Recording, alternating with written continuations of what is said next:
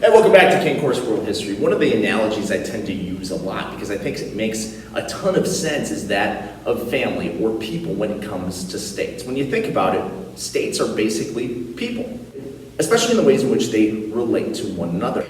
And the best analogy that I tend to use a lot is that of siblings, especially brothers.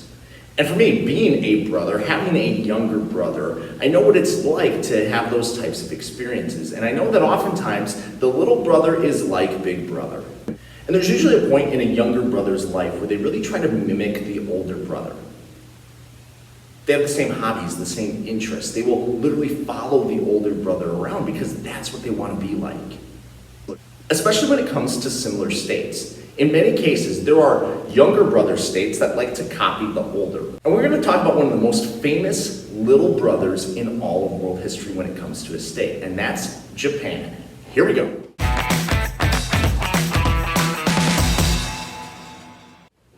Our focus today is specifically Japan in the Middle Ages, in the 1200s or so, but we have a lot of catching up to do to get there because we haven't really talked about Japan yet. And the first thing we need to understand is that Japan has a geographic setting unlike anywhere else we've covered so far this year. Japan is a group of islands, or if you want to be fancy with it, an archipelago. Being a chain of islands caused early civilizations in Japan to be naturally secluded from the rest of the world, kind of like what we talked about with China, but even more so. Because of this, Japan will not have a lot of farming, rather it'll be a very maritime, fishing-based economy. Japan is also located near a geographic phenomenon called the Ring of Fire.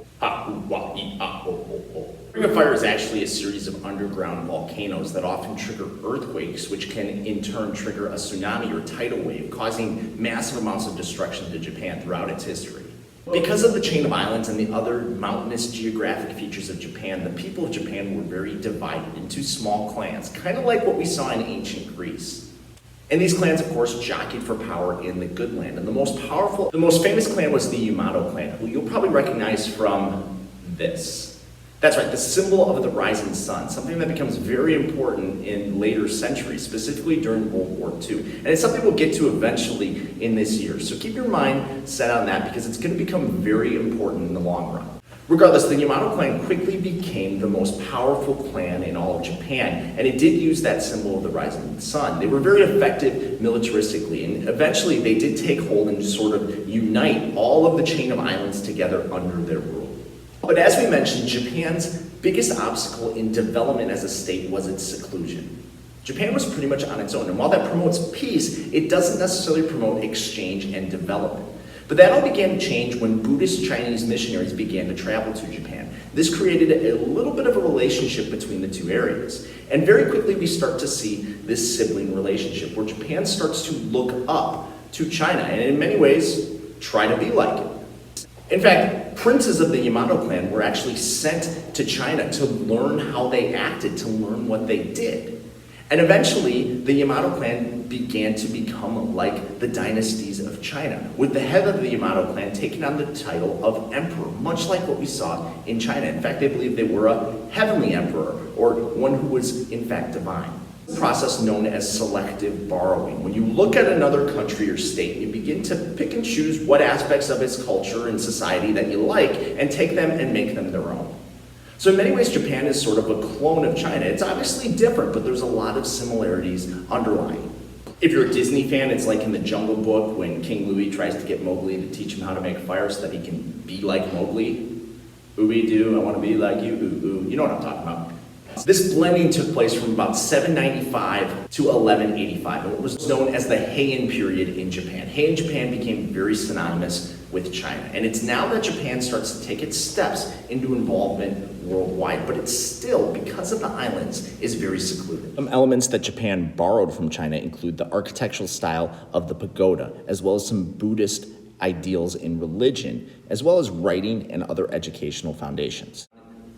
But like any little brother, eventually Japan wanted its own identity, and it found that through its militaristic pursuits. Japan will have a very distinct warrior culture that shapes everything in its history. The Emperor of Japan remained in power and remained glorified almost as if a deity, but he didn't truly have full power because Japan shifted to more of a feudal system, much like what was going on in Europe at the time. In reality, the emperor was just a figurehead. True power in medieval Japan lay with the shogun, a supreme military commander. And throughout Japan, there was a land-owning elite class called the Daimyo. They were the ones who would swear their allegiance to the shogun. And for every Daimyo, there was a group of warriors who swore allegiance to the Daimyo to serve on behalf of them. They were called samurai, and they're the Japanese equivalents of European knights. They fought on behalf of their lords and followed a strict code of honor and fighting called Bushido. Honor was a major part of the samurai code. Samurai believed that they had to gain victory above all else. Anything else was a humiliation, often resulting in ritual suicide called seppuku.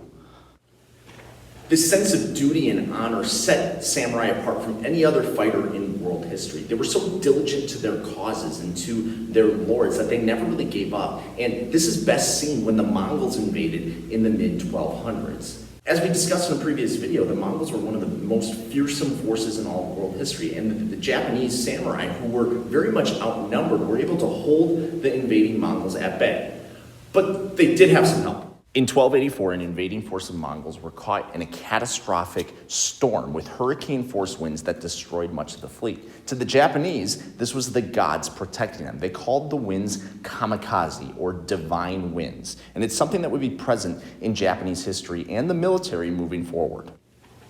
The samurai definitely protected Japan from utter annihilation from the Mongols, which easily could have happened. But they also helped Japan find a militaristic and personal identity. The shogunate created unity throughout Japan and provided a lot of organization. Specifically, the Tokugawa Shogunate would truly bring Japan into the forefront as a unique and powerful state. The Tokugawas upheld a strict moral code and elevated the samurai into land-owning positions. Therefore, warfare was glorified, and it came with some benefits. It was truly a feudal system, and the most important part of this is that all allegiance was sworn back to the shogun, making him a very powerful warlord. The best example of this was the shogun Tokugawa Ieyasu, who ruled all of Japan truly as a supreme leader. His efforts set a precedent for feudal rule of Japan, focusing again on moral code and the importance of warriors.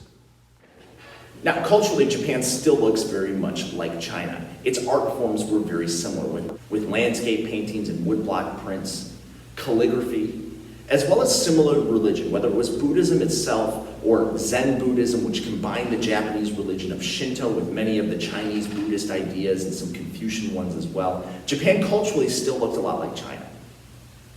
But it's this feudal system and this focus on warriors and militaristic growth that sets Japan apart.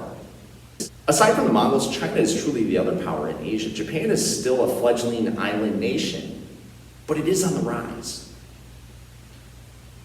Feudalism allowed them to do that. A focus on samurai and warriors allows them to become something different in their own right.